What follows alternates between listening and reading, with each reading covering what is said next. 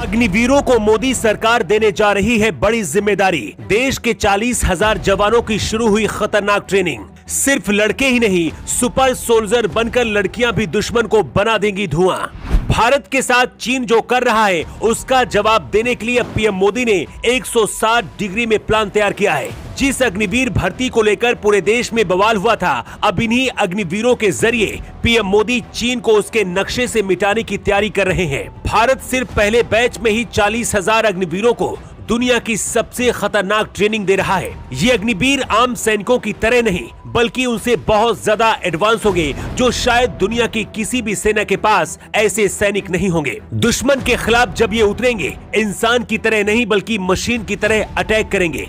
अग्निवीरों के साथ सेना और मोदी सरकार का प्लान क्या है, इसकी पूरी प्लानिंग आपको बताते हैं। 6 महीने पहले अग्निपथ स्कीम के विरोध में पूरे देश भर में आंदोलन हुआ। तब कहा गया था कि मोदी सरकार अब इस योजना को रोक देगी। आंदोलन तो शांत हुआ, लेकिन सेना और मोदी सरकार की प्लानिंग खत्म नहीं हुई। देश भर से अग्निवीर बनाने के लिए ट्रेनिंग शुरू हो गई है। देश के अलग अलग हिस्सों में अग्निवीरों की ट्रेनिंग चल रही है और पहले बैच में करीब 40,000 अग्निवीर तैयार हो रहे हैं।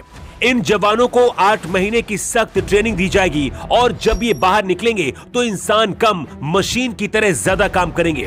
सबसे खास बात यह है कि इन अग्निवीरों में लड़कियां भी शामिल होंगी।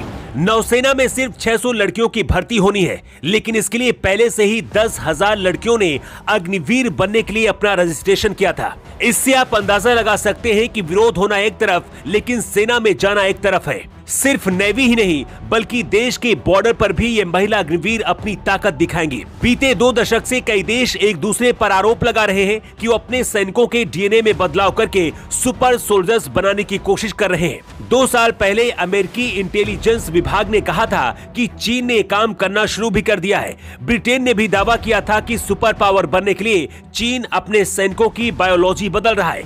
ऐसा करने से सैनिक इंसान होना भूल जाते हैं और उनके अंदर का डर खत्म हो जाता है।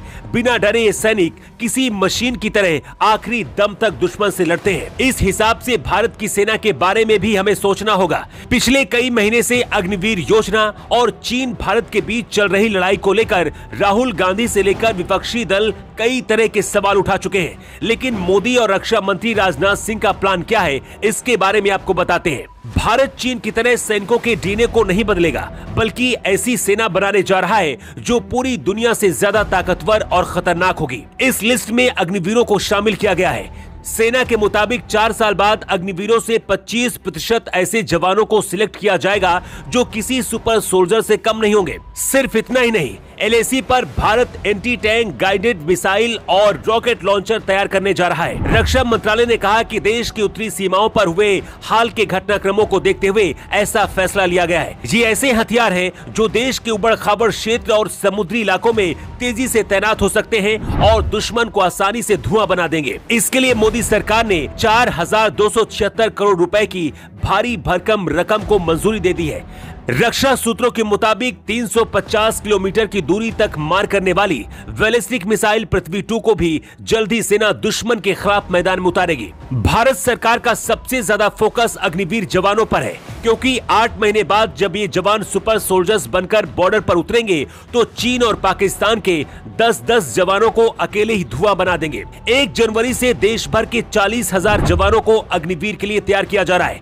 हालांकि अग्निवीर योजना पर अभी भी सवाल उठाए जा रहे हैं, लेकिन क्या आपको भी लगता है कि सेना और मोदी सरकार का जो प्लान है वो गलत है या फिर सही है? अपनी राय आप कमेंट बॉक्स पर लिखकर जरूर बताएं। न्यू टाइम्स के लिए ब्यूरो रिपोर्ट।